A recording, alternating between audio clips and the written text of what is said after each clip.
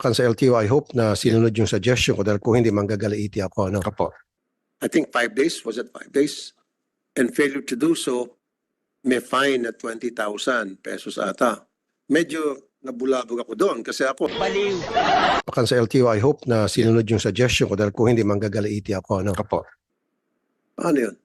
Anong klaseng pag-iisip yan? Hello, magandang araw. Ito si Mar TV Bawalan, no? Panoorin po natin sa reaction video ko kung anong sinabi ni Colonel Busita, no, sa kanyang reaksyon tungkol sa AO ng LTO. At ito rin po, papakita ko rin sa video na ito kung sino may pakana, no, ng gantong naging batas ng LTO dahil sino ang dahilan kung sino ang nagmando. Kaya ito, panoorin muna natin to. Paulit-ulit na na-register yung plaka sa lumang may-ari, original may-ari, and yet nagpasapasahan na. That has to be solved. Yes, Mr. Chair. In fact, we will be using third-party information in coordination to ng mga financial institutions, mga bangko, kung saan po nakasanla itong mga sasakyan na to. Nope. I'll We're give you a being- practical solution. Yes, sir. Common sense solution. Huwag mo na kailang pumunta pa sa mga bangko. Sayang ka pa ng oras. Obligahin nyo ang bawat tao na magparehistro ng sakyan, they have to be there physically. Within a certain period of time, I think 5 days, was it 5 days? And failure to do so may fine at 20,000 pesos ata. Medyo nabulabog ako doon kasi ako nakapagbenta rin ako ng mga sasakyan na at hindi ko na-impormahan yung LTO na naibenta ko ng sasakyan yun kasi wala namang ganun patakaran noon. So paano to? 10 sasakyan ang nabenta ko ng panahon at lampas sa deadline. So 10 times 20, so may utang ako sa inyo ng 200,000. Pakan sa LTO, I hope na sinunod yung suggestion ko dahil kung hindi manggagalaiti ako. Ano? Opo. I'll We're give you a being- practical solution. Yes, sir. Common sense solution.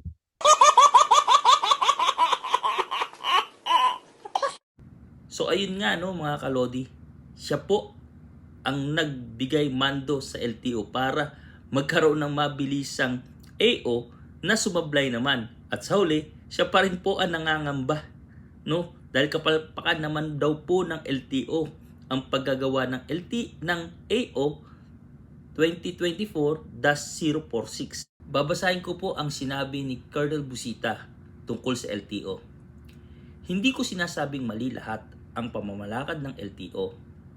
Pero kailan ba nagiging mali ang isang desisyon? Sagot, kapag mali ang motibo. Kaya kayong mga taga-LTO na puro pera ang hangarin, mag-isip-isip kayo kung ano ang nagpapataas ng pondo nyo. Huwag nyong daanin sa maling paraan. Saan nila kukunin ng 20K? Hindi lahat ng may motor may kakayanang magbayad ng ganyang halaga. Kaya i-validate nyo din yung pamumuhay nila at katayuan nila sa buhay. Yan po ang sinabi ni Colonel Busita. No? Napakagandang mensahe. Sana ganyan po ang maluklok natin, no, sa Senado, ang may pagmamalasakit sa mamamayang Pilipino. So, ang gulo, no, sa halip na po na maayos niya ang problema, lalo niya pang pinahirapan, no? At lalo pong hindi niya naisip na mayroon pong mahihirap na madla na hindi kaya bumili ng brand new sasakyan. Paano naman yung mga bedridder? Paano yung matatanda na hindi naman kayang lumabas para magpunta sa LTO ng personal? Paano po yung mga OFW katulad namin na hindi po kami makakapunta at naibenta namin sa sasakyan dahil sa aming pamilya, no?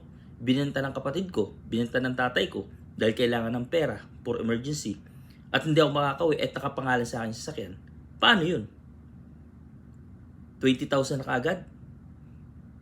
Minsan iniisip dapat natin kung anong dapat natin sabihin bago natin gawin, no? Kasi yung pagmamando, dapat may plano. Hindi po ganyang kadali para sa huli, pabago-bago. Hindi lang po nangyari yan. Madalas nangyayari sa LTO ang pabago-bagong memorandum at administrative order na walang fix, no? Bandang huli, ang kawawa, ang mga riders, ang mga sellers, at tayo, no? Kaya sana, pag-isipan po muna natin ang ating iboboto. Kaya kay Colonel Busita, saludo po ako sa inyo.